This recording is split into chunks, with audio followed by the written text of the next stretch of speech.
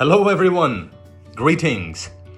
So we have learned about the overview and the types of communication in our last video, right? So now we need to start communicating effectively. How can we communicate effectively?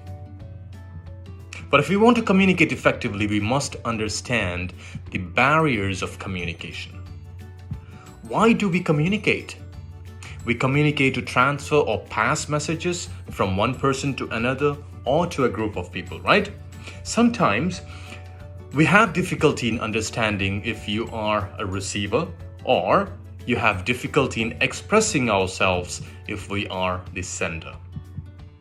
What happens when we communicate?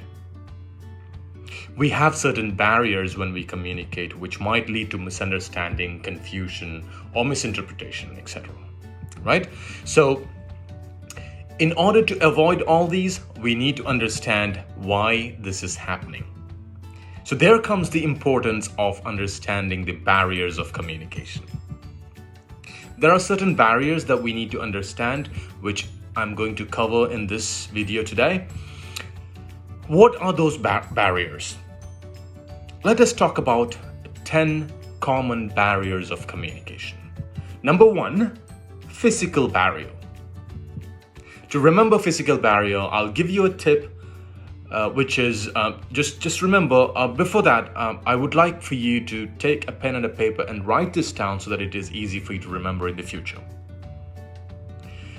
So you need to remember TPNS, right? That's a physical barrier, right? These are the tips to remember, TPNS.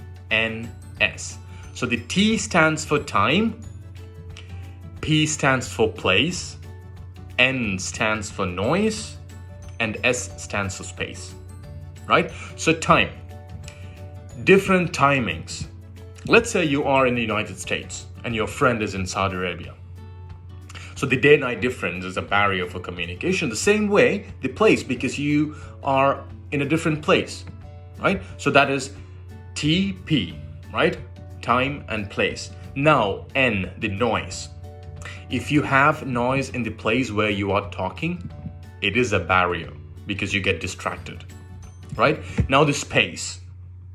Let's say if you're in a closed area where you don't have enough fresh air or light, it is a discomfort. So that is again a barrier for communication.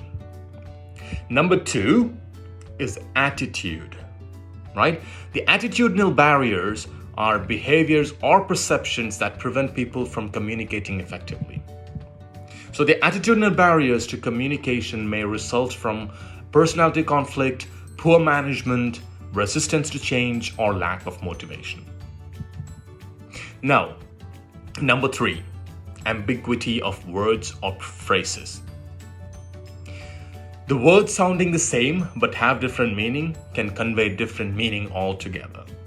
Hence, the communicator must ensure that the receiver received the same meaning that he meant. For instance, the word value, right? So we can ask, do I have a value in your heart? Or, what is the value of that car? See, the same word but different meaning, right? Another one is probably jam. So you can say, I need jam for my bread. And there is traffic jam outside, right? Again, the same word but different meaning. It would be better if we use, if such words can be avoided by using alternatives. Now, number 4 is language.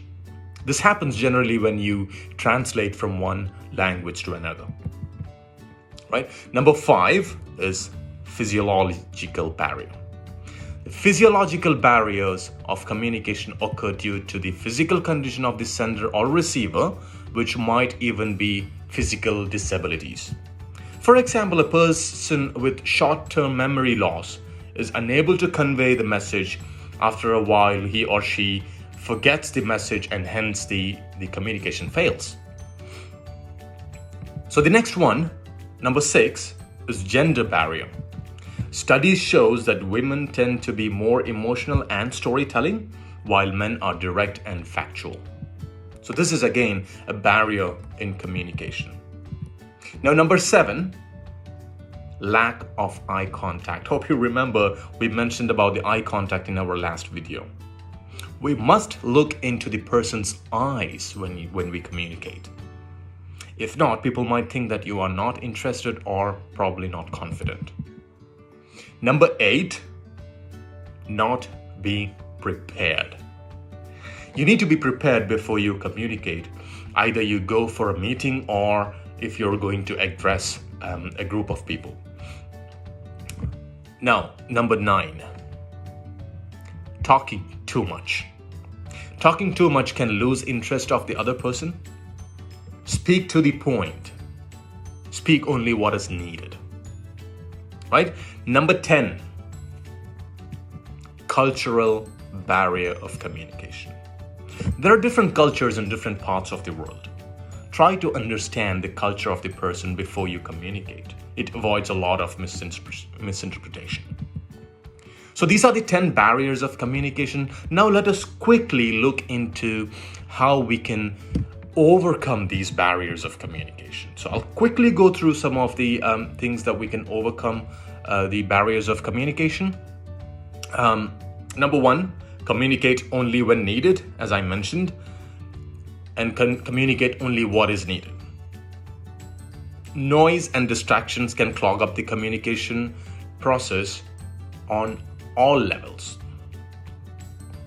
Now, number 2, avoid slang. Try to avoid slang because not everybody will understand the slang that you're using. Number 3, remain aware of cultural differences. Remember about the culture? So you need to understand what is the culture of the person if you're talking to a person. Try to understand his culture, right? Otherwise, it will be a miscommunication. Now, number 4, this is very important because you need to stay open-minded for question and answers. Because if there is a confusion, people can ask questions and you can respond to that question so that they understand there is no miscommunication, right? There is no gap over there. Now, the last one is choose communication app. The communication application if needed, right? Like the translator or something like that. So that's all for today. Signing off for now. Goodbye.